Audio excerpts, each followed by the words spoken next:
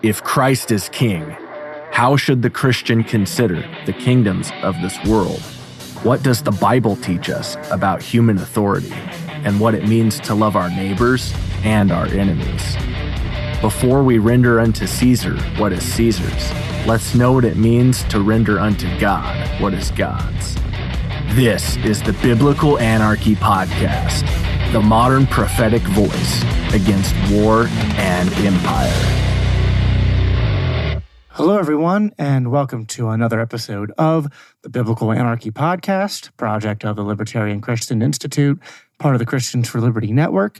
This week and every week on Biblical Anarchy, we seek to live counterculture to the empire of man and to instead seek the kingdom of God by unpacking what the Bible teaches about government, authority, and human relationships. I am your host, Jacob Winograd. So for today's episode, which is the first episode of the new year, here in 2024, you're going to listen to an interview I conducted with Jose Gallison of the No Way Jose podcast. Jose has been on my show before and my old show, the Daniel 3 podcast. I've been on his. We actually started podcasting around the same time. Fellow libertarian, anarchist. He is not a Christian, although he is Christian friendly. And he has been doing a lot of work over the last year or so on a subject, the Oklahoma City bombing, or known as OKC, and digging into some of the problems and holes in the official narrative of that story. And I find that this is a subject that is a sort of intro into looking into how governments are not always trustworthy, and that a lot of times the narratives around certain tragedies or certain events that happen have holes in them the more we look into them. And in this conversation, I asked Jose to talk about his journey as far as looking more into this event, the problems with the official narrative, and the suicide of Terence Yeeke and other people involved.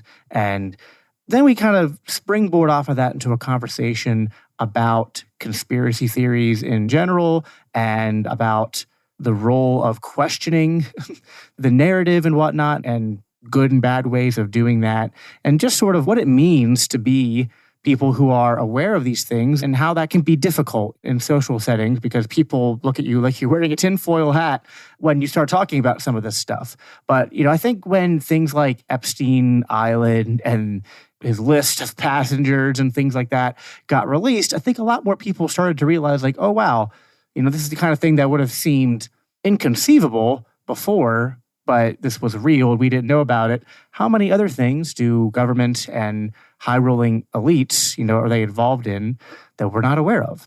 So anyway, I hope that this is a conversation. Again, Jose is a fellow libertarian anarchist, not a Christian. So there is some difference in worldview there, but I do find his work and what he does on his podcast to be valuable. And I hope that you enjoy this conversation.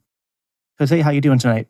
Good. And happy to be here. It's been a long time since we've talked, but here we are.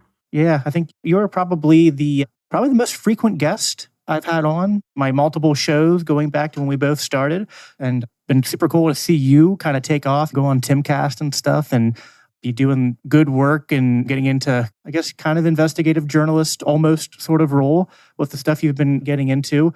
People who watch my show, a lot of them probably know you, but for those who don't, maybe before we get into the topics for today, just go ahead and introduce yourself and give a little bit about your background and what your podcast is about. Yeah, Jose Gallison, you already said that. The No Way Jose show, it's kind of, really, there's not an overly defined show. That's kind of part of the purpose of calling it No Way Jose, instead of like, I don't know, Biblical Anarchy or something. Did the exact opposite of me. I boxed myself in pretty good. But I mean, even then, I still kind of like, I am in that same vein, libertarian stuff, anarchy. I mean, when I first started, I was much more theory heavy.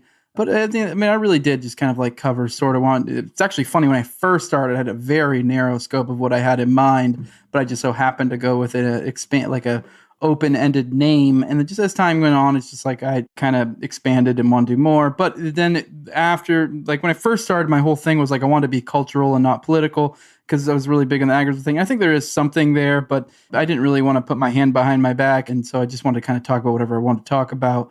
Then it became libertarian theory a lot. And now it's become a lot more what people call parapolitics, which is stuff like, I don't know, the Boston bombing, Sandy Hook, Oklahoma City bombing, like stuff that's like kind of sort of true crime-ish, sort of like base. It usually tries to be a little bit more factual. I mean, that's not to throw any sort of slight towards people who like to talk about stuff like Nephilim and stuff like that. I find that stuff fun too, but it's just not what I mean, I like to listen to that stuff, but I generally don't really care to talk about it, at least not on my show too much. But that's kind of where my head's been at, especially after probably the biggest thing I've made my bones on was the Oklahoma City bombing coverage I've done, which, I mean, I say I've done, but most of that was really with the help of Richard Booth, who I got on to do a huge series, I believe 8-part series we did on my show. That's something like around 15 hours or so. And then I added extra little stuff here and there. There's like a bonus episode, Ken Silva, and there's some other stuff that I covered more. And there will be one releasing soon. I know we're recording this for the future, so it will already be on my playlist by that time. I have an interview with Terence Yeeke, the widow of Terence Yeeke, which I'm sure we'll talk about in a little bit. And that was, I mean, I don't know how things play out, so maybe I'll put my foot in my mouth a little bit, but at least at this point in time, the understanding is that we were going to release it. Me and a Timcast journalist, Chris Bertman, he's writing an article on, like, I mean, not necessarily on the interview, but just kind of on Tanya. He co-hosted that episode with me, and he's going to take that and he's going to talk to her more and kind of create his own big old article that should be dropping the end of November, beginning of December. But for you guys watching this in the future, it should be out already. The episode should already be on my playlist. There should be a Timcast article for you to see. It's weird talking in the future like this, because who knows, maybe things change. But yeah. Assuming the future is written, there will be links to all this in the show notes for this episode. Yes. So, So yes, that's kind of where I found myself, because I did find I said that like Richard Booth helped a lot, but I genuinely was curious. That's why I kept digging. When I first brought on Richard Booth, I wasn't only intending to do like one episode. And then as he was talking, I was kind of like, holy shit, there's a way, or sorry, holy poop. I forgot I'm on the Christian. That's all right. We can edit all that out. But I just was genuinely interested, especially I started with Yeeke. That's why it's like near and dear to my heart, because that is what I literally saw a little 2-minute little video from this individual named Jinx on Twitter who makes these things called edits. For anyone who's on Twitter knows that is just kind of like a music video with little cool clips and stuff. Usually has some sort of meaning behind it. But yeah, that he did one on Yeeke, and that was like, whoa. And that sucked me in. It just seemed unbelievable that happened. I looked into it, it's real. And then once you start dig into that, then you start digging into Oklahoma City bombing. And so I've kind of gotten a little bit obsessed. I mean, I still cover other stuff, but that's kind of been the thing that's been near and dear. But yeah, I'm trying to think if there's anything else. Yeah, I guess that kind of answers. That's kind of what you can expect from my show, just a hodgepodge of libertarian theory. I do a lot of live readings too. I need to pick back up on those. Those don't do the best numbers, but I don't know, I like them. Well, they're really nice for me, who I don't get a lot of time to sit down and read. And so when you and different guests you had on were doing live readings, it was cool to be able to, because not all these things have audiobooks out there, or if they do, they don't have good audio books for them, and you guys kind of read them and then also discuss them, which I think is pretty cool and valuable. And don't undersell the stuff you've done with OKC. I mean, you were, as you put on your Twitter bio, you were called heroic by Scott Horton, and that's an accolade I am still searching for myself. So, hey man, that's pretty impressive. So yeah, let's get into it. You kind of started to dive into it there, the Oklahoma City bombing. And I think this is a really interesting topic, because this is something that is right on the cusp, I think, of mainstream and then our world. People will, if you try talking to them about things like 9/11 or other things where there's sort of crossover into, I don't know what you want to call it, libertarian conspiracy theory or truth reporting and things like that. That's something that people are kind of already aware of and entrenched in their particular view. But this one I find is especially fascinating. The official narrative of the Oklahoma City bombing that you could look up on Wikipedia basically says that hey, this guy, Timothy McVeigh, and his conspirator, Terry Nichols, basically planned this domestic terrorist attack on the anniversary of Waco because they were anti-government terrorists or white supremacists, or there's all these sort of labels that get attached to them. And so people act like it's kind of this open and shut case. If you go on the Wikipedia page, there's a little section shoved at the bottom that's conspiracy theories. And there's one sentence that says, oh, some people believe that it was a government attack, a planned attack, and that McVeigh and others were just framed. Terence Yeeke, who you mentioned, is only mentioned once on, I thought this was funny, he's only mentioned once on the Wikipedia Oklahoma City bombing page. And if you click on him, then you can get more of why he's relevant to this story, because it was basically reported that he committed suicide wasn't it like a few days before he was supposed to receive some kind of like award or honors or something. And then it was ruled a suicide officially, even though there's a lot of things that don't add up about it. Like there was no suicide note or anything like that. And he shot himself in the head, but also had like cuts and stuff all over his body. So a little bit strange. Apparently he had been doing, according to people close to him and his ex-wife, he'd been doing, from what I can recall, he'd been doing his own investigation into the Oklahoma City bombing, because I guess like things weren't quite adding up. So that's kind of like all a person could really know about it when they do like a cursory glance on like Wikipedia or like what's maybe readily available to someone if they're just kind of casually looking into it. But there's obviously a lot more to the story, a lot of conversations and unpacking that you and others have done. So go ahead and kind of start unpacking some of the things that you started to discover don't quite match up with the official narrative regarding OKC and Terence Yeeke's death when you started looking into this. Well, really, you only need to know kind of a little bit of details for Terry to start realizing it doesn't make sense. But yeah, you were right that he was shortly about to receive, I believe, like the Medal of Honor or something along those lines. I mean, maybe I got the specific medal wrong, but it was some sort of award for heroism in relation to Oklahoma City bombing, because he was one of, I believe he was the first. I mean, obviously, who knows, maybe there was some other person somewhere, but everything I've seen says he was within there like a minute or so, and he's usually credited with being like the first person to show up on the scene, start saving people, ended up injuring himself in the process. But it was about a year later that he died, and his body he was found in a field. He was about a half a mile to a mile and a half, depending. It really depends on what source you go by. The half mile sources I tend to trust less. The more reputable, I think, is closer to a mile and a half. But I mean, whatever. Even if it's a half mile, it doesn't really make a difference. But his body was found between the half mile and a mile and a half from his car that was parked alongside a road, and it was covered in blood. When they found the body, the wrists and throat were cut. There was grass and dirt in the wounds. There was what looked to be either rope burns or cuff bruises on the feet and wrists. And as you said, it was a bullet to the back of the head that was what did him in. At least that's what it seems like. I mean, there was a bullet in the head, whether that did him in or not. I mean, who knows? But I mean, there was never an autopsy performed, so we don't really know for certain. But I mean, you would just assume bullet to the head. That probably was a kill shot. But I mean, with that said, it was at an odd angle. I can't remember if it was the left or the right, but it was kind of going at a downward angle from the back of his skull, a little bit tilted off. I think a little bit tilted off to the side. But either way, it's still an awkward angle. You can tell Terry was a bald guy. I don't know if he was like that bald to the extent that it just didn't grow hair, if he shaved or what. It looks like he probably kept it really, really short. And you would be able to tell. You can tell when it's point blank. The gun is right to the head. You can tell when a gun is fired point blank at someone. You can tell by the marks it leaves on the skin. Yeah. So there was no marks there. So it looks like, it seems to be that at the very least, it wasn't point blank. And I'm not saying it was like he got sniped. I'm saying it was like at least probably a few inches back. So point being is just to kind of think about that logistically, how someone would shoot themselves like that. For one, Terry was a big guy, very big guy, corn-fed kind of dude, tall, I'd say probably in the range of like 250, big guy.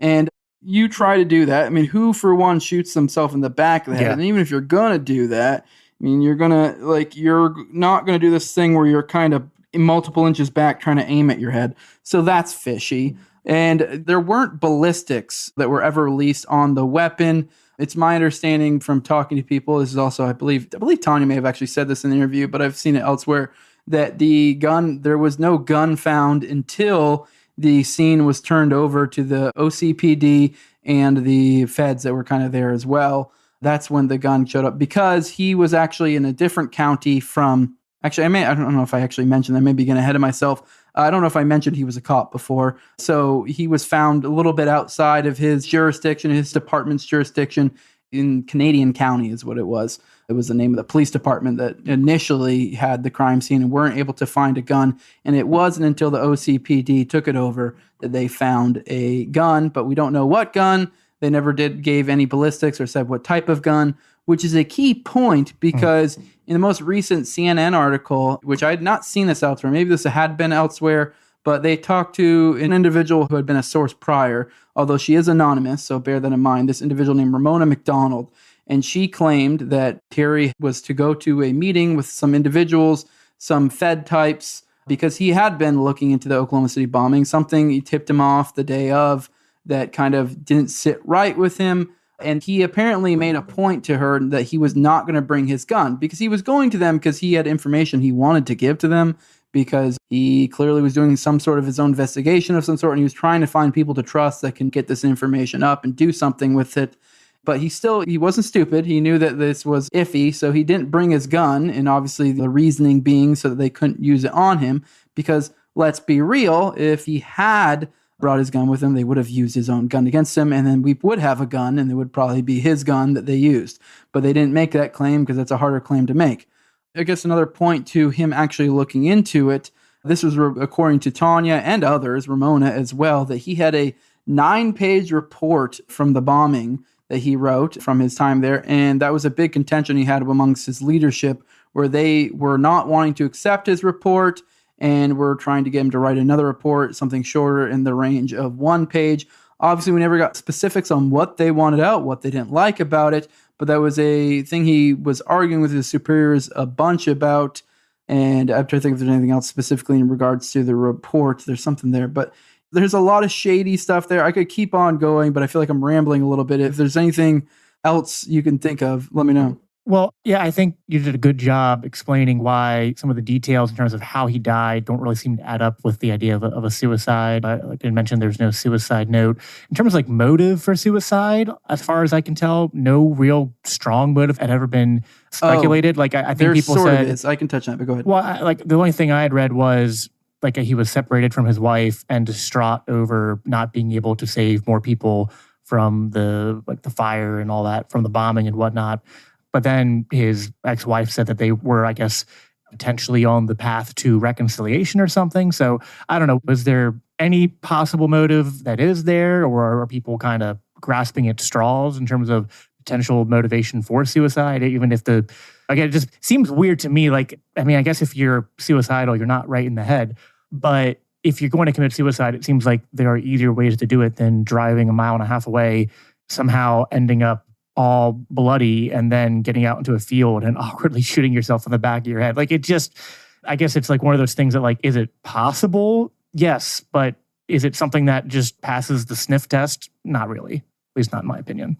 Yeah. I guess it's not even the official narrative because no one really makes this claim anymore. Although, and I don't even know if there was ever really an official, all this was kind of just things that got murmured around. And it did end up in some newspapers and stuff that it was implied it was because of the family breaking up. He had some sort of domestic dispute that was, I can't remember the specific date of when that occurred, but that happened before the bombing. So keep in mind, it's a year and I believe a few months after the bombing that he died. And so during that period of time, if you listen to Tanya's, you can listen to my current interview that should be out by this time, or the previous one, she did a 97 radio interview and she goes into kind of the state of their relationship at the time. And they were interacting a lot. And there's people that can corroborate this, but yeah, they were interacting a lot. They were in a friendly place. What they tried to pin it on is, as I referenced with that domestic dispute, well prior to his death, probably well over 1.5 years prior to his death, there was a VPO, I believe, which is essentially like a restraining order. I don't know what the heck the VPO, I forget what VPO stands for. I looked it up once, but I keep forgetting. But it's essentially a restraining order that was put on him by Tanya. And she said in this interview, I believe, that the recent interview with me, the reason why was just because when they were going through the divorce, he just wouldn't leave. So so he just wouldn't leave the house. So after a while, she kind of did that just to kind of be leave, just to kind of get out of the house. Yes, she has said there was some domestic stuff, but that wasn't even the reason for the VPO. I believe that's kind of what maybe started the beginning and the end for the divorce. But then later the VPO was just to get him out of the house. But anyways, that comes back to what they used. That VPO was still active during that period of time. And in my recent interview, Tanya pointed out that should have been thrown out by then, but for some reason it hadn't been. But they used that VPO. They claimed that Tanya reported to them. Well, I say they claimed, but now they deny it. I believe it was Major Upchurch is the one who denied it, and he was supposedly the one where that came from. And what I mean by that is apparently there was an actual police report at some point that Major Upchurch put out that said that Tanya reported him for breaking his VPO, and as such, they're coming to him with a police officer to come take his badge and a gun and all that, and essentially strip him of being a police officer for that. And that supposedly was what spurned all that. But the kicker is, and this is actually something that came out in the more recent CNN one, so this was kind of assumed before, so it's kind of crazy he's denying it now. Major Upchurch denies that, but there's another individual, Stephen Vassar, who I've actually had on my show and interviewed him. He claimed that he actually saw that report at one point. He's also, Stephen Vassar, the interesting thing about him is he's also someone who saw John Doe 2, which is a key point of the Oklahoma City bombing. There was something over 20 people who saw before or after on the day of, saw another individual with Timothy McVeigh right. on the day of. So there was another person with him, and there's a lot of people who can corroborate that. But point being is he submitted a report to Stephen Vassar for seeing John Doe 2, and many, many years later, he looked into it and it was gone. That's not something that's supposed to happen with police reports. So same thing with the Major Upchurch one disappears. Same thing with also Terry's 9-page one that I believe that should exist somewhere still. That's the way police reports are supposed to work, but that disappeared because that was a big point that he was upset that he never made copies of it, supposedly. I believe that may have been Tanya who said that. But yes, that's kind of, they essentially were implying, it seems to be that the official, unofficial narrative was that it was for breaking that BPO, which Tanya, on my most recent interview, did clarify that and said she did talk to them, but it wasn't for that purpose. She was calling because she was concerned because he was acting funny and he was seeming like he seemed to be concerned that someone was going to kill him or something along those lines. So that's why she contacted him. And she was actually kind of seemed to be pretty distressed about the fact that she did that because she's kind of like, clearly that was what they kind of used for precedent for being able to do this or tried to. That was loosely, although they don't even stick to that anymore. So it seems to be it's unraveling at this point. I don't know what they would even try to say at this point. Yeah, and the incentives would seem to be that if they had such a bad relationship and domestic house life leading to that and the restraining order and all that, like, would she be in this position now where she's defending him and going on interviews and podcasts to talk about trying to set the record straight and not believing that he killed himself? It doesn't really add up. So it feels like more, I don't know, I guess my observation is like it feels like it's kind of just obfuscation or even potential character assassination to try to take away any credibility from what he was doing. Let's get into, because I think it's a good background on Yeeke himself and kind of the murky details of his death, and you can add more as we go along if there's anything that comes to mind that you think is relevant. Pertaining to the OKC bombing then, what are some of the things in the official narrative that don't seem to add up that I guess we don't really know what his conclusions were, but I guess because we don't have his 9-page report, but what are some of the things in the official narrative that don't add up that people are looking into and that I guess there could be some potential cover up to try to keep people away from the truth? Well, here's one quote for you. There's an individual named Roger Moore, and this is a quote this was to Rodney Bowers of the Arkansas Democrat Gazette. "Whatever I was doing for the FBI is effed up. So, because they blew my cover." This is Roger Moore, and he was kind of expressing that he's distressed at the fact that his name was being thrown all over the place and blowing his cover. He was one of the star witnesses for the prosecution against McVeigh, and he also was robbed, quote unquote, to fund the Oklahoma City bombing. This guy he had been on the gun show circuit with McVeigh for a long period of time. It seems like this guy is a glowy. He seems to be almost damn near admitting it here. Also, I would suggest people go check out if his past, I can't even really do it justice explaining his past, but his past, if you look into his past deeds, for example, he's done a lot of crimes that then he never gets prosecuted for, like trying to sell explosives to someone or something along those lines. He had a boat business that he was selling to shady figures like, I believe it was like the Cubans and during a lot of like Fed stuff going on in his past. I believe it was episode 3. He glows like no other. And this was the guy that Timothy McVeigh robbed, quote unquote. Right. Because this guy had a boat business, was basically a millionaire, had been going on the gun show circuit for years, for a period of time with McVeigh. And so Terry Nichols ended up robbing him, showed up to Roger Moore's house and robbed a ton of his guns and precious metals and stuff like that. I mean, I would assume they're like insured or something along those lines, but it looks like that was a put on. That way they could get their funds. And I'm sure he probably, I mean, I don't know. I mean, actually, you know what? There was an insurance guy that showed up. So actually, yes, I forgot that point. So yes, it was. So I'm sure he probably ended up getting insurance money later. I'm not sure whether the insurance money came or not. I know the insurance guy thought it was BS. The cop looking into it thought it was BS. It looked like a faked robbery. So there's one there. And that guy ends up being the star prosecution against McVeigh. And kind of get positioned as a hapless victim of McVeigh. And it looks like he clearly was an accomplice of some sort. And there are other accomplices as well that stick out. That one was just an easy one because, just one cursory glance at his past and you realize, oh, this guy's a Fed. And also just that quote alone is nuts. Just the fact that he was upset. Like at one point he actually went into the FBI offices, and I think it was in Vegas, I believe, or Nevada. I mean, in that general area. But he went into one of their many offices, and apparently they had been showing his photo to people for the purposes of investigation to the Oklahoma City bombing. And he came and he said, "Stop showing people my photo."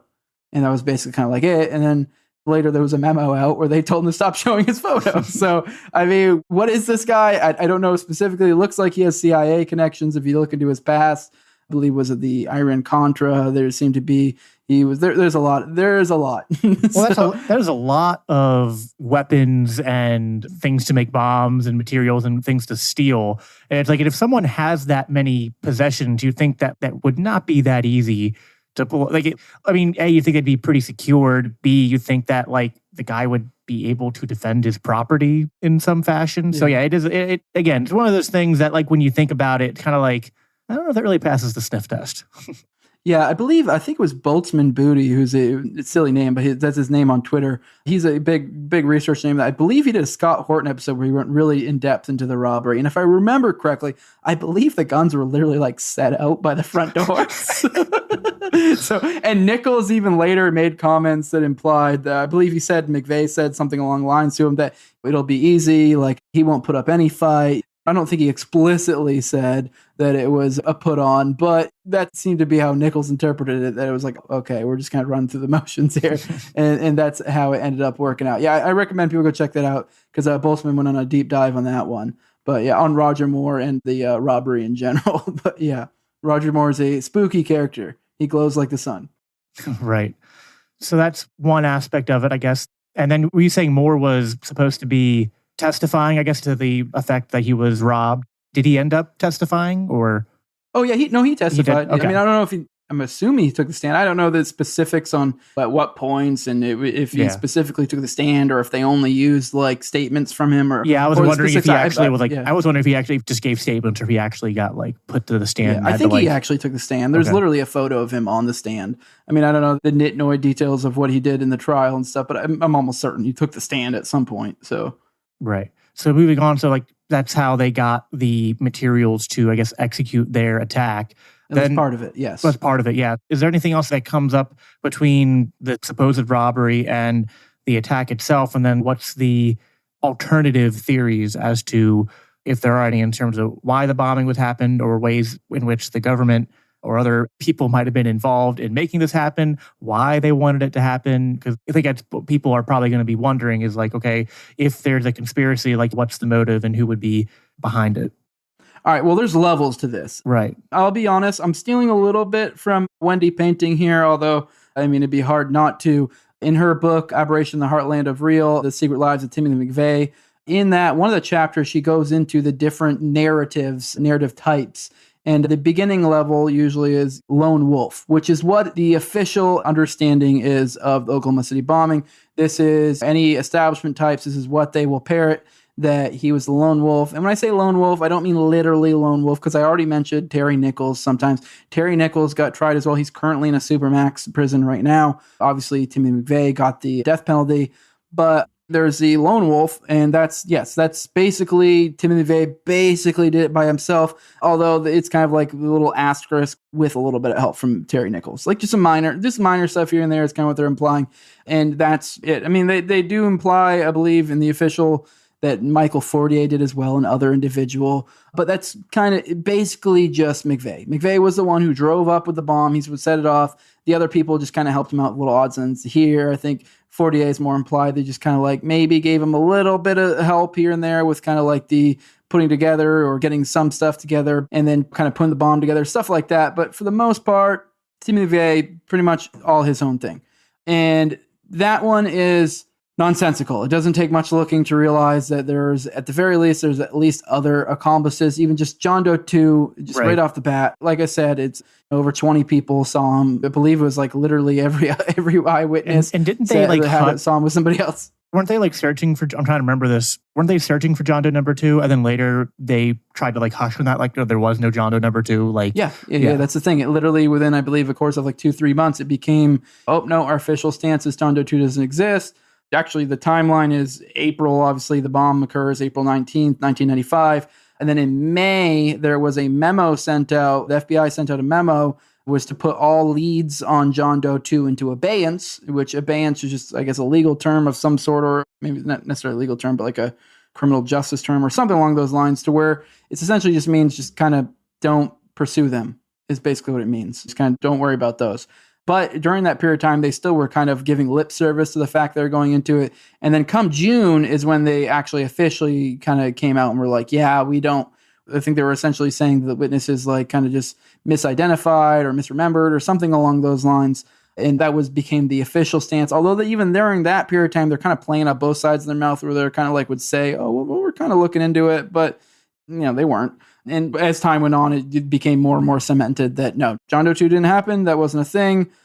Although that's probably one of the most cemented things that's usually the go-to for people when it comes to local estate bombing. Because it's the easiest one. Because it's especially when you look into the trial and see how this played out, basically every single eyewitness saw him with someone else.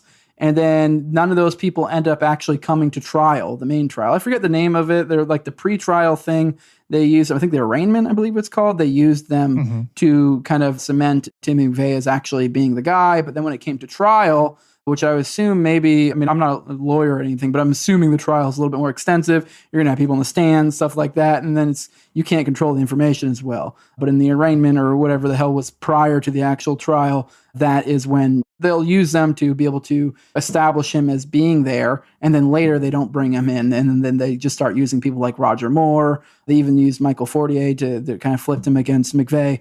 And then they just never brought in any of those other people to prove it. Although they did have a agent named John Hersley on the stand and said they saw 2 people. So that is actually in the record.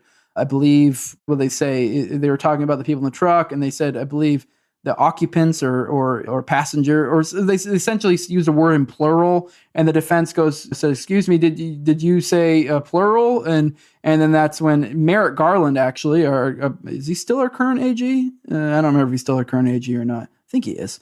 But Merrick Garland, he was actually the one running the show at that period of time. He threw up an objection, and the judge overruled it and actually allowed the defense to ask the question. And John Hersley clarified that, yes, I saw another individual, and there were multiple individuals. McVeigh was driving, and there was an individual on the passenger side. So that is official on the record. Also, it is fishy. Why is Merrick Garland raising an objection about that? Aren't you trying to get these people to justice? That's supposed to be what he was there for. But yeah, where were we at? Oh yeah, we're talking narratives. And then after the lone wolf, then you can kind of get to, there's differing levels. I'm going to kind of use, the lone wolf's probably going to be mostly the point, one of the only things I'll use from Wendy. And then I see it as differing levels is and then we can prove, is there a cover up, and why is there a cover up? I guess the differing levels in my head is yes, you have the lone wolf. And then after that, I see was there a cover up? Why was there a cover up? Mm-hmm. I think it's very, very, it's 100% certain. If you look at this, even if you dispute, even if you take kind of a more official stance of some sort, and you look at these facts objectively, you'll see there clearly was some cover-ups along the way. They very clearly were hiding information. And then you get to a higher level, well, what was it? Was it a sting of some sort? I think that's fairly, provable. I'm 100, that's pretty likely that it was some sort of sting of some sort that may have gone wrong. Now, who, I don't know. There's various different ways. That's actually when I brought on Vassar. He retired as a cop, and he said that's how it looked like to him, is that there was some sort of sting gone wrong of some sort, because he said during his time as a cop, he'd seen many undercover operations, and he's seen stings gone wrong. So things like this happen. This is the dangerous game you play as the FBI when you build up these domestic terrorists and then set them up for these stings. And hey, things don't always go the way you want them to. Sometimes you end up actually legitimately committing crimes. And then there's the next level, the final level, which is like, was this some sort of black ops, like CIA, like or whatever agency you want to apply? Was this some sort of like Northwoods or Operation Gladio type thing? Was this like a government or some sort of shadowy agency perpetrating violence intentionally on the American people? And personally, I lean towards that. I mean, that's a little bit longer of discussion to point that out. And I will admit a lot of that just relies on odd individuals that are there, a lot of pattern recognition. So that's not something I could prove, really. But I think when you really start to dig into it, it becomes a very strong possibility. You see why some of the individuals involved in some of their past, and you're like, oh, I mean, that takes probably a little bit of that probably takes like a 10, 15 minute bit of exposition to get to the point where you're like, oh, okay, I get where you're coming from. You don't sound like a crazy person. But at the very least, I usually try to hang around like cover up or sting spot. But if someone really wants to be like, okay, do you want to go into why you think the CIA did it? And I'm like, okay. but yes, that's, and then I guess another little one I can throw in there, this is from Wendy as well, is the guilty agent. Because even with the black ops doing it against us, that doesn't mean McVeigh was in on it. I mean, who knows? They could have manipulated him. The guilty agent narrative is that McVeigh himself was actually working for him. I kind of skimmed through. I didn't really go into all of what Wendy's. I just used the two, the guilty agent and lone wolf. Kind of simplified it a little bit more for myself or for your audience. But yeah, that's kind of the way I see. I picture it in my head. I'm kind of like cover up, sting, like Gladio is what a lot of people call it, which is essentially governments committing violence against their own people to be able to justify expanding their power. Right. Well, I mean, after this, they literally passed multiple acts of legislation aimed at anti-terrorism and increasing the government's ability to use the death penalty and increase protection around federal buildings and things like that. So, I mean, like you said, it's one of those things that's like, and this is, I hope after this people go and check out your work, because it's like there's only so much we can do in an hour-ish podcast to dive into all this. But the fact that this is connecting back to Terence Yeeke, it's like, okay, like, was that a suicide, or was he asking the wrong questions that some people got whiff of and they decided to do something about it? And why wouldn't they accept his 9-page report? Why do they want it to be 1 page? Was there information in there that didn't line up with the narrative that they're trying to sell and things that they're trying to cover up? And again, that's to those who I guess aren't of maybe our mindset, it might sound conspiracy theory, but like, I don't know. I think we talked about this last time. Like, what does conspiracy theory even mean? Like, conspiracy is just people doing things, people planning to do things. So it's like, I mean, I think that's kind of conspired to do this podcast. Right, exactly. So so it's like there is a truth to the matter, and if it's not a illegitimate thing, and just labeling it as a conspiracy theory doesn't make it any less true or not true, to be like, well, I'm looking at the facts, and I think that my hypothesis is here are a few explanations that make sense of the facts. The explanation of Timothy McVeigh was acting completely alone and Terence Yeeke killed himself, those don't seem like the best explanations for the facts we have on the ground. And I think, at the very least, even if people aren't going to go the whole way to, oh, it was definitely this like deep state plan to increase their power, maybe it could have just been, like you said, a botched sting of some sort or something like that. Like, sure, that's possible. I'm not sure that still means that there was a cover-up, though. That still means that still exposes some element of our intelligence agencies and law enforcement and things like that aren't acting in the supposed role of protector and keeper of justice and stuff that they're supposed to be acting in. So stories like this, I think, help to, and this was what, 1995, and then they passed legislation in 96 and stuff. I mean, there's a lot of stuff that happened in this decade and then leading up to 9/11. So it's like, I think sometimes people, curious your thoughts on this. This was the 9/11 before 9/11. Right, exactly. Yeah, I mean, it's like, I think some people like look at 9/11, and especially like people maybe more like my age and my generation, like I'm 31. So like I was a kid when a lot of this happened, so I didn't really pay much attention to it. 9/11 happened and you're like, oh wow, like this happened in a vacuum. And then you go back and read about like, you read about Waco, you read about the first World Trade Center bombing, you read about the Oklahoma City bombing and stuff. You're like, there was a lot of interesting events in the 90s leading up to 9/11 that sort of slowly escalated and built up the sort of like surveillance state, sort of like intelligence apparatus that we have now. And again, I don't think it's tinfoil hat area to just look at that and recognize that there's some patterns to what's going on here, I think. Yeah, absolutely. I mean, we had, like I said, OKC was a 9/11 before 9/11. Then we had 9/11. Now we have the June 9/11 now.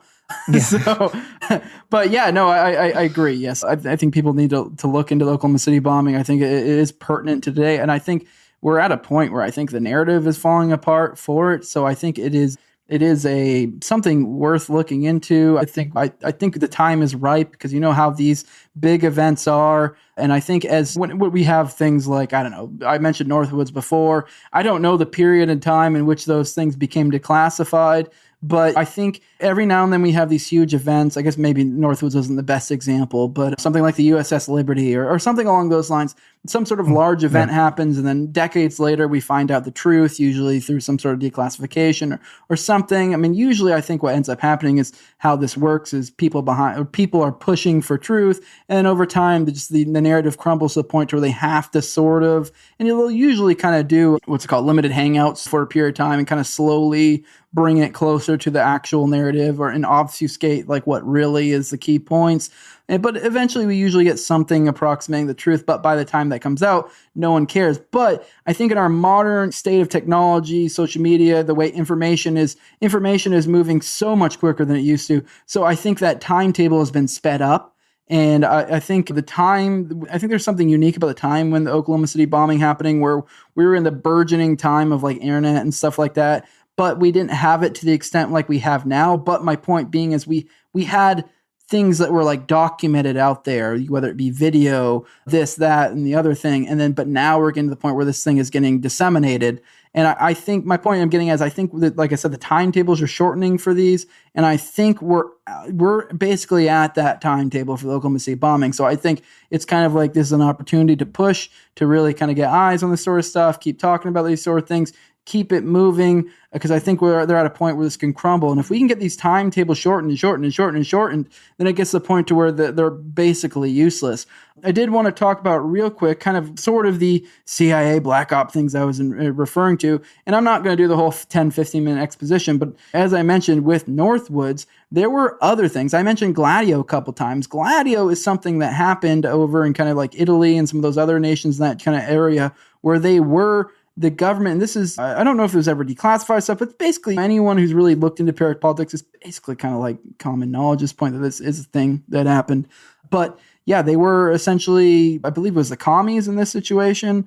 They were essentially performing, what's the word I'm looking for? They were the security agencies in those theaters were performing gladio or violence against the people there, but making it look like it was other people so that they could justify more of the security agency and demonize the groups that they want to. And the same thing also happened in Vietnam with Operation Phoenix, where they were doing shootings, bombings, assassinations to make it look like the Viet Cong was doing it, when in reality it was the CIA and trying to make the Viet Cong look bad. So the point being is like it sounds crazy, but there is historical precedent for that, and like I mentioned, Northwoods, which a lot of people don't realize that the guy who headed that up, I believe his name is Lemnitzer or whatever. He ended up moving, I believe it was the UN, and kind of presided.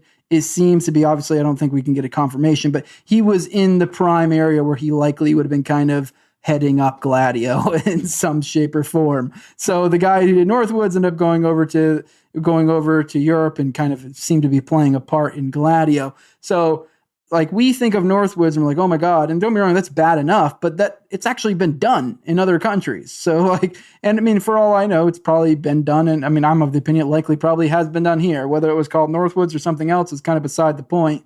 It's either way, it's the same thing. So point being is like there's precedent for this kind of stuff. It's not as crazy as it sounds. But obviously that's something that you're going to have to wait decades before any government's going to admit to that. Probably like half a century before any government's going to admit to any sort of intentional killing of its own people in that manner. So. Right. But I think things like what happened with Epstein, I think started to awaken more of what I would call like the normie population up to the idea that like, oh, okay, yeah, but people can be falsely framed as taking their own life, and like that one was like almost like too like they overplayed their hand there a little bit. It was like but like that's not the only incident. It's just now, like you were mentioning with technology and the internet and TV and stuff, it's like this stuff's a little bit easier to see through if you're paying attention. One thing we forgot to mention, Yeeke isn't the only person who supposedly offed himself in pertaining to this whole OKC thing, because you've also, after you went on Timcast and talked about Terence Yeeke not killing himself, you then went on to talk about how Kenneth, trying to do. Yep. Also, same thing. He was accused of being hung in his cell, right? Like he hung himself in his cell, but I'm trying to remember this from memory. I think the person who, like the chief medical investigator, I think said it was very likely that he was murdered. Or something like that. I'm trying to remember the exact. It's not Jim Jordan, something Jordan, but I always think Jim Jordan because I forget his name. But yes, you're right. He raised some serious stink. The key point, one of the things with him too later is he ended up kind of backing down from his position, although it seems like under heavy coercion. Right, yeah. But he was a hero for a while, pushed it. But that's like when the wife shows up with the menacing boyfriend's arm around her shoulder, and she's like, "No, I was wrong. I fell down the stairs." Like, like that. Don't know if I believe you. Things don't quite add up there. I mean, so yeah. I mean, I hope that people listening to this will check out more of what you've talked about on your show and interviews you've did on this. Because I think I mean, to me, I think people, like the normies I interact with, I think they cringe at this stuff because they feel like, what are you trying to do? You trying to get me to lose faith in our institutions? Like, that's scary. And I'm like, okay, I can I'm curious what your experience was. Like, I remember when I kind of first started waking up to this stuff back in like 2018. And I remember like one day, like everything I'd been looking into in terms of government conspiracies and like libertarian anarchist literature, like everything kind of like clicked all at once for me. And I remember kind of having like a few days of kind of like existential dread, like, oh, I was raised in a complete lie, and like this is a house of cards, and I kind of felt like, I don't know, unsafe because like my worldview had been unraveled. But I don't know, I feel like on the flip side, it's like, to use the Matrix movie as a reference point, because that movie is, I think, a very good allegory for this. It's like, I mean, you have to choose if you'd rather live in reality or live in a simulation. And are you safe in the simulation? Like, I don't know, like, I guess kind of, but at the same time, like, the difference between that movie and reality is like this simulation is actually in more danger of collapsing in on itself. And so we have a choice of, as people, as you and I are both fathers and stuff that have families to look out for. It's like, you know what? I'm actually safer now, I think, for looking into these things, for having a distrust of these institutions, because I realize they're not going to bail me out. Like, if anything, they're going to do the opposite. And I need to realize that, I mean, obviously I'm a Christian, so I have faith in God to protect me and provide for me. But like, other than that, like, it falls on me. It falls on me in establishing connections in my community, establishing connections with other people in this libertarian community that we're a part of, establishing roots in my church, and taking responsibility for my own safety and my family's safety and well-being, rather than trusting these corrupt institutions. Like, that's the way I kind of look at it. So, but I understand some people, it's like, I think they see this stuff and they turn a blind eye, not because they aren't intelligent enough to understand what we're talking about, but there's this like deep uncomfortability I think a lot of people aren't able to overcome when it comes to like really swallowing that red pill of just how deep this rabbit hole goes, so to speak. Yeah, it is somewhat a hard realization.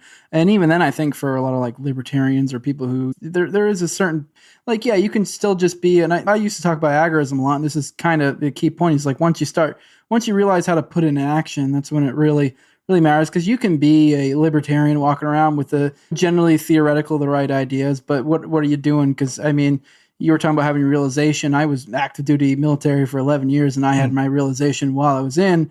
And that's a hard one, because then you're like, especially like there's a period of time where I was that libertarian just from theory and stuff, where I was just kind of like, oh, this is what I think, but then still kind of like doing that. And over time, you just realize like, oh, like there's actual reasons why I shouldn't be doing this, even like in a self-interest type way. And then once you start understanding things like economics, once you start understanding things like time preference, like I don't know if it's a function of me being a father, understanding time preference. Like I'm thinking like generations. Like how can I provide, like what will I have to offer my grandchildren and great grandchildren, and can I set them off in a better place, and being in a spot of being dependent on the state or even a corporation just trying to get that pension or whatever, I think is the wrong way to look at it, especially once you realize that like most mortgages are like 30 years. So it's like by the time you even get to retirement, your mortgages might be paid off anyway. So it's like, and that, I mean, most people, if you have a mortgage paid off, it's like you don't have to work that hard. So it's like you're working your whole life for a pension. And by that point, you'll probably either almost have your mortgage paid off or be paid off. And then you'll just have this extra money that you don't really need that much. Like, I don't know. Once you start getting a clear grasp of these things and understanding economics, time preference, you start to realize like, oh, I think I may need to change things. And that goes for anyone. I think everyone can change something. And I'm still shifting my life around, making it better, making big changes here and there to try to set myself better up for the future, as opposed to being dependent on some large corporation or government or whatever. Having a more realistic view of things and how economics works and how this is going to play out in the long run. But yeah, I agree. Yeah. As we're coming to a close here, although it's a kind of a completely different topic, but not that. I mean, it's along the same theme, what we're talking about here. I did want to ask you about your thoughts on what's going on the global stage a little bit, with what's going on in Israel and stuff. And I don't know what you've been noticing in terms of the national and international discourse along there. My experience, and I'm curious to get your response, see if what you've noticed matches up with what I've noticed, is that although on one hand it was disappointing a little bit to see a lot of people on the right, including my milieu, the evangelical Christians, go into abandoning their sort of semi-principled opposition of the U.S. funding of the war in Ukraine and things like that, to kind of like, oh, well, it's Israel, so obviously we're all on Team Israel. People like Nikki Haley being like, give Israel whatever they want, no questions asked. Lindsey Graham just level Gaza and things like that. Like that happened right away, and I cringed. But now I'm seeing like more than I really anticipated, a lot of people asking questions or even being critical of that sort of like usual response. I mean, today I was like watching Candace Owens just like go off on like this, like, why are we supporting Israel? And she actually shared like a Bible passage about Jesus claiming that like blessed are the peacemakers and all that, and just like riling all these people up. And of course it's controversial because she works for the Daily Wire, which is run by Ben Shapiro, the chief Zionist war hawk. And I'm noticing this more even just like in my own local interactions, like in my church and people I know, and they know I'm a libertarian with a podcast, and people are asking me questions about that. And when I start to go into some of the history and stuff, instead of like getting people who are closed off to it, I'm noticing people are kind of more like open to the idea. Like they're starting to like connect the dots. Like, okay, we know our government lies to us. Yeah, we know that our democracy doesn't always work that well, because people are like, well, didn't the Palestinians elect Hamas? I'm like, yeah, I mean, kinda like elect. Like, I mean, did you elect years ago? Yeah, like yeah, it's like yeah, exactly. And it's like, and even if it happened 2 years ago, it's like, did you elect Joe Biden? Anyway, yeah. I'm starting to notice that although the immediate response was kind of NPC, I'm starting to notice some people on the right are becoming more awake, at least willing to question the narrative than I was anticipating. And I find that to be incredibly encouraging. Have you noticed the same thing at all? And I don't know what your interactions have been. Yeah, I don't know. It's a mixed bag. I mean, I do think our perception is a little bit distorted, because anytime you look at like any of the infographics on like the global sentiment, it is really like United States is like, and Israel are the only ones that are like, go Israel, and everyone else is like, what is going on? Right. But I have noticed there are dissenting voices, particularly among the right, that are rising up. I mean, I will admit, but I know this still it is hard when you see people like Obama, or I don't know, some other people I can think of, or I guess AOC, or some of the other, like, I guess AOC is not as good of an example. Obama was like probably the prime example, like coming out and like saying like basically borderline the right things, maybe not like perfect to the extent I want him, but basically the right things on this. And you're like, Jesus, like, why? God, what? Like, like I don't know, like you're like, I mean, I guess that's good, but you're like, even Joe Biden had a good like one-liner at one point. He was like, listen, here in my country, after our 9/11, we went overboard and we're overzealous in our response, and you guys need to be careful not to do that. And I was like, did he almost make a good point there? Like, what's happening? Yeah. Yeah, it's wild. And so it is like, I mean, there are definitely a lot of like lefties and establishment figures. I'm like, geez, I saw Mark Ruffalo putting out like some good stuff recently. I'm like, God, like the weird bedfellows I find himself in. But then you have these stupid, the idiots on the right that then point this out as if this is like a damning point. And you're like, okay, like, yeah, they got something right. Like, cool. Right, yeah. Like that, like, I don't know. I'm not theoretically against everything they're for. And like, but yes, it is. But at the end of the day, like this whole thing is like the most complicated, uncomplicated thing. And the beauty of understanding like the concept of private property and the consequences of not adhering to it, it really is that simple. Like once you understand, like, hey, the essentially Israel, or not even Israel, was it the Brits, I think, bought a bunch of land and then gave it to Israel. But they bought that land while there were people occupants on it, which, in whatever, if we want to, I mean, obviously we both have issues with states in general, but if we're going to accept states and they're going to try to adhere to a private property system, the correct thing for them to do when they took over that area would be to then operate under a private property system and not kick out the people who are already there, already have deeds to their houses, already are able to show ownership. But no, that's not what happened.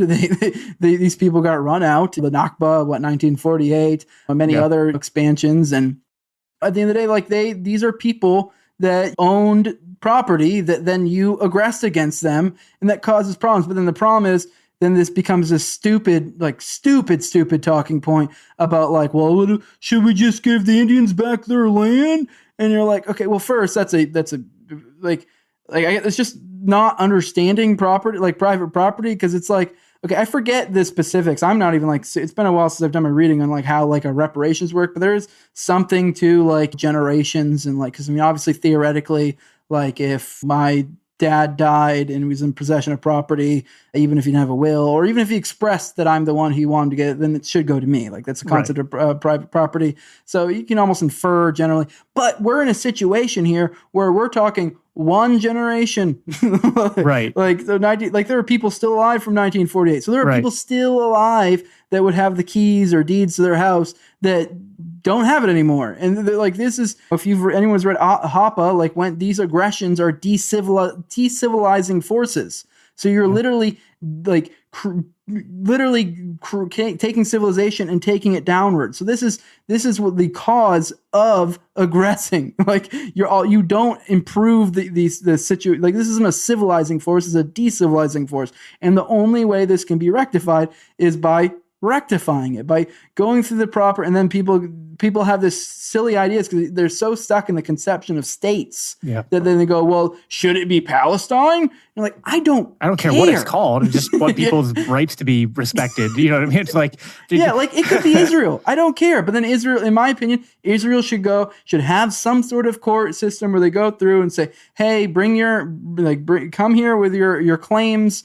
Your private property claims that you like that, and we'll mediate them, or whatever legal process we need to go to. We'll verify that this is actually your land, and we'll figure out a way to get back. And then it's just, I don't know. It is really dumb. But like with the Indian example, it's like, okay, but this, good luck tracking a property ownership that many generations back. We're talking one generation. And if you could on individual levels, then make the case. But like sure. But if you can't, then it's not as, you're right, it's not as recent, it's not as congruent. Yeah. And even then when people are saying that, they're meaning, should this become Indian land? And like, no. Like, right. Even then, it's not how that works. Not to mention, like, you don't, it's not proper restitution to violate the property rights of people now to rectify the violation of property rights 200 years ago or 100 years ago. Like that doesn't work out, right? So let's say the courts came to a conclusion like, oh, okay, this property here belonged to someone 20 years ago. Now there's a whole bunch of people there, or things have been changed. Okay, well, like, we still have to find some way to, like, those who harmed them have to come up with some restitution or something, right? Like, it might not be perfect, but like some attempt should be made. Something I do want to clarify one point though, because I think a lot of people don't understand this. When it comes to private property, like, say I steal from you and then I sell that item to another individual. That doesn't confer property ownership to the other individual. Now, if you never make the claim, like if you never try to get your property back in any way, shape, or form, the person who has the best claim at that given point is the person I sold it to. Until someone comes along with proof that they had originally had the ownership and it got unjustly taken away from them. Now, in that case, theoretically, like if I steal an apple from you and give to Bob, then theoretically Bob has to give the apple back to you. Now we get into deeper libertarian theory at that point of like, okay, but now do I owe Bob money because I sold him something fraudulently? Right. Sure. Yeah. I mean, probably. I mean, I definitely got to give him back his money because I also essentially stole his money through fraud. So yes, it is. So people might look at this as like unjust because they're like, oh, well, there could be some Israeli that's living in this house that the point had is like nothing to do with the Nakba or whatever. But it's like they essentially got, if assuming they had no part in this, they were defrauded as well. Right. Yeah, exactly. And it's like there might not be perfect justice achieved, but the point is like an attempt at something could be achieved and it's not being done. And listen, like you mentioned before, like, well, should we call it Palestine? Or like, listen, I don't care if it's called Israel, what I'm trying to get at is people will often point to, well, listen, there are 20% Muslim Arab population living in Israel already. I'm like, all right, well then just make Gaza part of Israel and say, hey, guess what? You all have equal rights as Israeli citizens now. And then it's like, okay, that's fine. I'm like, yeah, but they're never going to do that, right? Like, why won't they do that? I was like, because it would throw off the Jewish majority in the government, which is the stated goal of why they don't want to give them equal rights and why they oppose a two-state solution.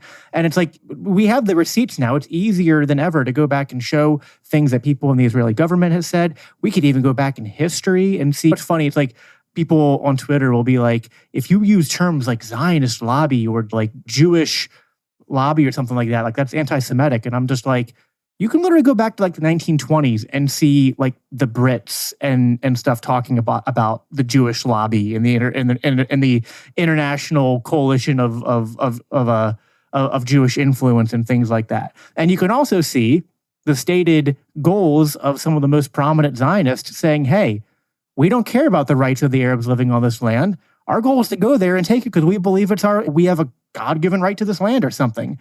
So it's like, listen, and I keep telling people if they haven't to go listen to the Martyr Made podcast by Darrell Brooks because it's an amazing breakdown of his history. Like, listen, I'm Jewish. I mean, I'm religiously Christian, but I'm like culturally, ethnically Jewish. Yeah, I know. Sorry, forgot to cuss. And listen, I grew up in the propaganda of Zionism, and I when I read about things like the pogroms and stuff happening in Russia, things that happened in France and stuff, like, listen, I get it. Like, I'm not saying anti-Semitism wasn't a thing. I'm not. Whoa, what do you mean by I get it? I mean, like, what I mean is like, I get and this is what Darrell Cooper talks about in his podcast. So like, listen, like this was a different time 100 years ago, like really like 150 years ago when the Zionist movement started. And we can like understand what motivated these people and say, yeah, some horrible things happened to them. But what I just hate as a Jewish person is that when people say never again, but they're willing to do you don't actually mean that because you are doing that again, just to a different group of people. So it's completely hypocritical. Yeah, they will literally use the Holocaust they will literally use a genocide to try to justify a genocide. So, I mean, whether you want to call it a genocide or not, they will use a killing of a bunch of people to justify killing a bunch of people. I mean, you can use whatever terms you want. I mean, genocide is just killing a bunch of people. But at the end of the day, like, the scale really makes no difference. If innocents are killed and you in turn kill innocents, it's like we just keep this cycle going round and round and round. And I mean, I don't know. People have this idea that it's like, oh, at least we're doing something. And it's like, I don't know. If you apply this thought process a little bit deeper, what are the results? Like, yeah, sure, maybe you'll get some immediate results of some sort, but it's not going to work out in the long run. And I actually think this is not going to end well for Israel, I think. I mean, I'm not saying it's going to happen again, but like I'm saying, like, I think the public outcry for this, I think the eyes have opened. I think they overplayed their hand. I do think this kind of plays into the kind of what we were talking about with the people who've actually kind of dissented from the right and kind of have come out. And I think they've, actually done well. And we've gone to a point to where this anti-Semitism claim holds no sway. Like, no, like, Nothing. I'm anti-Semitism. Did you see on Twitter today that just saying Christ is Lord or Christ is King was being labeled as anti-Semitic? I was like, whatever, who cares? I was like, what? Yeah. I don't care. Like, to me, it's just silly. Like, being called and I've always thought this my entire life. Like, I know, like, people joke, like, I mean, obviously in Power Tower Gang, we joke around about, like, the Jews and, like, make a lot of Jew jokes. But if anything, part of why it's so fun, like, that kind of stuff is funny to me is because it's so ridiculous. Right. It's the same as making fun of the woke stuff. Yeah. It's the same, it's the same thing. No, my point being is just that, like, I can't, like genuinely hating Jews. Like, okay, like maybe like I could, and especially because Jew is such a nebulous term. Like, what does it even mean? True. Like, yeah. Do you mean someone from Israel? Do you mean someone who believes in Judaism? Do you mean someone who's a cultural Jew? And it's like really every one of those. I'm kind of like, I don't know, maybe the hyper, like I've seen some things, and obviously there's probably different sects of Judaism, but there's definitely some sects, and I'm like, whoa, that is wild. Yeah. And so they're like, so even then I might, I mean, I don't think I'd say I hate them, but I would probably say I hate their beliefs in that whatever sect, because I've definitely seen. I watched a whole 2-hour video where some rabbi was using the Torah to justify all of this, and it was dark, like dark stuff. Like it brought it back to like Jacob and Ishmael type stuff to like, well, it's because they're of his people and they're going to always hate our people. And the Bible says this, and this is why we must kill them. We must dash their children's heads against the rocks because they dash our children's heads against the rocks. And you're like, Jesus, man. Yeah, they hate us because of something that happened 3,000 or 4,000 years ago, according to the Bible, not because we kicked them off their land and dropped bombs on them. That has nothing to do with it. Yeah. It's just, it's so silly. And listen, like you talked about Judaism, what people don't want to talk about is that there's actually I wouldn't say it's the majority, but probably a 10 to 20% contingent of Jewish people who are anti-Zionists, who and are so on religiously Jewish grounds, because they were like, no, we weren't supposed to. Can't say I hate Jews when I love Jews. I hate Jews. Right? That's convoluted. Gosh, but yeah, it's silly, and it's like the whole.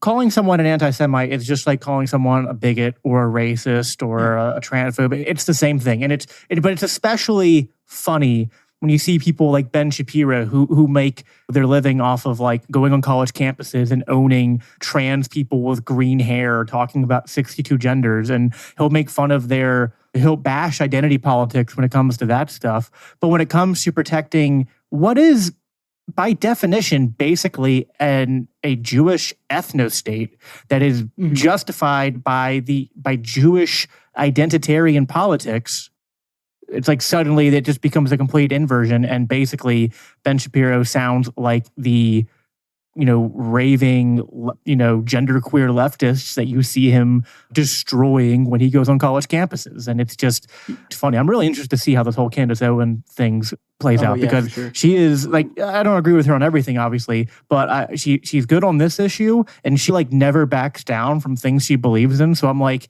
is she really going to stay on the Daily Wire, or is this going to become a huge thing? I don't know. But real quick, I did want to touch on the anti-Semitism thing. One more thing. Sure. I want to make a point that I find this anti-Semitism fervor amongst the right, or looking like this anti-Semitism witch hunt among the right, even more ridiculous than the whatever isms you want to see you see among the left. Because I will give it to the left, at least like say something like racism. Like I can understand like some like being against that more than I can understand being or being hypersensitive about that as opposed to anti-Semitism. Because and I get that everyone always wants to bring up the Holocaust from forever ago and use that to justify anti-Semitism, but I mean, maybe it's just my upraising, but like to me, a Jew is just like usually just some generic white dude. Then I'm like, oh, you're a Jew? Oh, okay. And like, but whereas at least with like, I don't know, black people or Mexicans or whatever, you're like, they are visibly different. So like, I can wrap my head around that different. Or something like someone who's gay. You're like, I don't do that. That's weird. Like I can get, so somebody would be like, oh, that's icky. Like, I don't like that. Or like there seems to be more credence to these actual like people having genuine hate for these groups than, in my opinion, there is for like the Jews, aside from but it is always this cover, because even like I've noticed even amongst like online, some of the craziest Jew haters, usually when you get down to it, it really is like even for most of them, it seems to be a hate of Israel. Not really. I mean, they may be like jokes and be like, oh, well, they all work together. But even then, they're making a point that like people do tend to have in-group preferences. It's not like they're saying I hate, even most of them will say, I don't hate every Jew. Like, but there is something, it's like, and this does get into, it's not complicated. I guess it's just like to people who haven't looked into this, it'll seem complicated. But the reason why a lot of anti-Zionism gets conflated with anti-Semitism or hating Jews is really the fault of the Jews, because they have, at least the Zionist Jews, have really done their best to intentionally obfuscate those things and to make it that like being a Jew necessitates being a Zionist and having these, like, listen, there's nothing wrong with in-group preference, like you said. Like, I wouldn't care if some Christians went and made some kind of Christian state or something. I wouldn't care if blacks made a bunch of black people got together and made some kind of black ethno state. Like, if they do it voluntarily through private property rights and exchanges and contract, like, I think it's weird, not really my thing, but go ahead. I don't care. And I don't care if Jewish people want to have a homeland. I don't care if they want to have a homeland in the area of where ancient Israel or what people call Palestine or whatever your flavor is there. If you want to live in that area, go for it. Just don't violate property rights of other people, and don't lock a bunch of people up into basically an open air prison. Lock them in with some Islamic terrorist fundamentalist groups that you put there and help to keep in power, and then be like, oh my gosh, they hate us. How did this happen? It's like, yeah, you did it. Like, that's how it happened. And so when people are raving against Israel and raving against Zionism, because those things have been tied heavily to Jewish identity, when you're talking about it, if you're not like always, because I think the problem is a lot of us, like people of like my persuasion and your persuasion, we get tired of always trying to be politically correct and always trying to make caveats and things like that. And so we will sometimes just intentionally like just kind of like take the safeguards off and be like, whatever, we're not going to care about that. But then that stuff gets taken out of context and be like, oh, look at these people, they're saying they hate the Jews. I remember they did this hit piece on like the Fakertarian people did this hit piece on like Ryan Dawson saying, look, he's saying it's the Jews every time. And I was like, no, like watch the whole video. He's talking about Zionists. He's talking about the Zionist project and stuff. And yeah, like and you know what? If you go back and study the original Zionists, that's how they talked. That like they use the rhetoric. It's funny. It's like if you read the original Zionists and stuff, it matches up with what the anti-Zionists of today are saying. It's kind of it really just falls on people needing to study history and understand this. And it is a shame that, again, there is like a 10 to 20% population of like the Jewish people who are actually both today and historically who are vehemently anti-Zionist, both for like regular humanity, because not all Jews are religious, right? So some of them, it's just for like common sense rules of like, no, this is like crappy what you're doing to these people and the way you formed this, like it wasn't right. And then some people do it on religious grounds. So it's like, and I can say I don't like the religion of Islam, and I can criticize a lot of things that Muslims do, but that doesn't mean I hate all Muslims or I'm a bigot against Muslims, right? Like you can say that about people on the left. You can say about any group, right? And I think with the like you brought this up with the Jewish question or whatever. It's because they define what Jewish is so ambiguously that you have to be like, it's impossible to always be talking in the most precise way possible to describe something that's essentially a moving target. Like, what are we talking about? Like, Jew. What do you mean by Jew? Religious Jew, ethnic Jew, Zionist Jew, anti. It's too much work, and so especially on Twitter and stuff, where people are just kind of going off and whatnot. People take things out of context. It's going to look like this big confusing mess, and then people who are mental troglodytes and just want to look for reasons to be offended, they're going to find those reasons to be offended. is what I think. I mean, name a more nebulous term than Jew, for real. Like I'm pretty sure, like, look at Dave Smith. I'm pretty sure, if I remember correctly, I think it's like either his mom or somebody is either ethnically or like he's not, I don't even think he's like religious. Like what other thing can you be that it's that vague? Like to where like, well, I sort of know someone in my family that's this, so I guess that makes me this. Like, it's like the ultimate in-group preference creator that you could think of. It's like, I met a Jew once, so that makes me Jewish, right? Yeah. Like, I don't know. Like, I don't believe in Christianity anymore. I used to. I don't consider myself a Christian. So like, it makes, like, I don't consider myself an ethnic Christian. I guess if that was a thing, I sort of would be. The Catholics kind of do that to some extent, a little bit. So it's like, because I've met people like, I'm Catholic, and then I'll talk to them about like my faith. They're like, oh, I don't believe in that. I just attend mass. And I'm like, okay, that's weird. But yeah, it's just, why are you wasting your time? Right. Okay.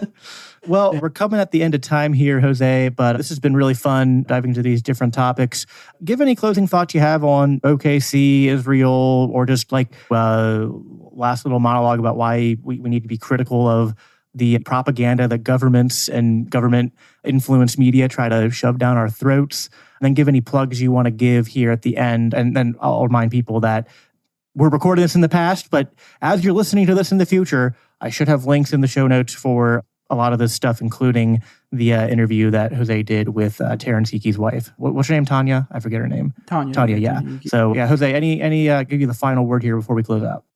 Just be careful with any sort of major event, because 99 times out of 100, it's not exactly what you think it is. Like even this Israel one, you just look at just look at it. There was so many intelligence failures that were glaringly obvious. I've read multiple articles on this, and it looks fishy as can be. And as time goes on, this narrative that's been created is already falling apart, whether it be the 40 babies, which is, I think, got brought down to one baby. And then I believe I've seen stuff too that I'm not claiming this to be fact, to be clear before anyone runs with this. But then I believe even the one baby supposedly that they then found out was likely killed by the Israeli forces. But I think they're attributing it to Hamas because of the fact that, it was in a skirmish with Hamas, so they're kind of blaming it on. Like, it just gets like the facts on the ground almost never end up being the actual truth. And by the time the dust settles and you actually figure out what happened, it's almost never what you think it is. And I think we're seeing this in real time with that. I mean, there's still people that are running with the 40 babies line. There's still people running with they were running around raping all the women and stuff. And I don't know, maybe they did kill 40 babies. But the point is, they're running around with all these unfounded assertions that are, or either very dubiously founded and claiming them as a fact. And as time goes on, as more and more people just say this unquestioningly, it just becomes part of the zeitgeist. And the same thing happens with things like OKC, to where we've gone to the point where things like the fact that this was a lone wolf thing have already become part of the zeitgeist, to the point where lone wolf is a term you'll hear all the time to kind of drive that point home. I know you brought up with that they had the crime bill that came out after that, or the anti-terrorism bill that came out shortly after. But it's like, even if there hadn't been a direct causal boom to boom, thing to thing, it's still just the idea that now you could even just use the fact that now how that's affected the zeitgeist, how that affects the psyche of the population, and how that goes going forward. So I think it's important to be careful with any of these large events, to not get sucked into one way or the other, and to kind of stay objective about it. And I think that's why it's important to look at these things from the past and the things from the future, because there's different things from them. Awesome.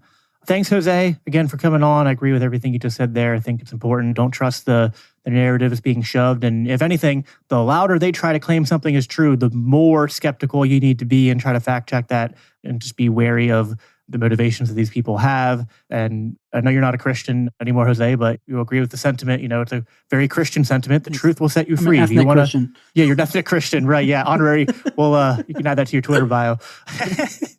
But yeah, Jose, we'll have links for everything you got going on in the show notes. Thank you, everybody, for listening, and we'll talk to you again next week.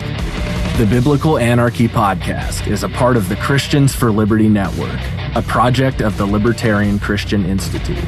If you love this podcast, it helps us reach more with a message of freedom when you rate and review us on your favorite podcast apps and share with others.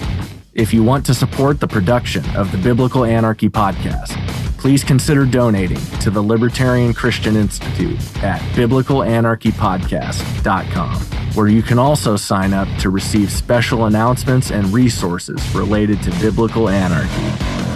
Thanks for tuning in.